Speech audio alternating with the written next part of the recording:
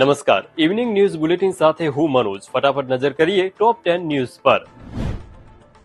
આજે વહેલી સવારથી રાજ્યના રાજકોટ, વલસાડ, સાબરકાંઠા, બોટાદ, અરવલ્લી સહિતના જિલ્લામાં વરસાદ નોંધાયો. વલસાડના કપરાડામાં સૌથી વધુ 6 ઇંચથી વધુ વરસાદ ખાબક્યો. આજે અને કાલે એમ 2 દિવસ રાજ્યમાં ભારે વરસાદની આગાહી છે. બનાસકાંઠા, મહેસાણા, સાબરકાંઠા, અરવલ્લી, સુરેન્દ્રનગર, રાજકોટ અને વલસાડમાં રેડ એલર્ટ અપાયું છે, જ્યારે અન્ય 6 જિલ્લામાં ઓરેન્જ એલર્ટ આપવામાં આવ્યું છે. પાવાગઢમાં ગુડ્સ રોપવેના તાર તૂટતા 6 લોકોના મોત નિપજ્યા. મૃતકોમાં 2 લિફ્ટ ઓપરેટર, 2 શ્રમિકો અને અન્ય 2 વ્યક્તિનો સમાવેશ થાય છે. ગણેશ મહોત્સવની ધામધૂમથી ઉજવણી કર્યા બાદ આજે અમદાવાદ, સુરત, વડોદરા, રાજકોટ અને ગાંધીનગર સહિતના શહેરોમાં ગણેશ વિસર્જન કરવામાં આવ્યું. બાપ્પાને વિદાય આપતા બાળકો રડી પડ્યા.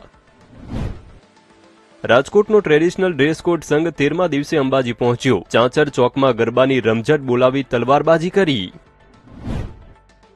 આવતીકાલે ચંદ્રગ્રહણ હોવાથી ગુજરાતના મોટા ભાગના મંદિરો બપોરના સમય પછી બંધ રહેશે. શક્તિપીઠ અંબાજી મંદિર અને ઊંઝા ઉમિયા માતા મંદિર સાંજે 5 વાગે. આખો વિડિયો જોવા માટે ડાઉનલોડ કરો દિવ્ય ભાસ્કર એપ.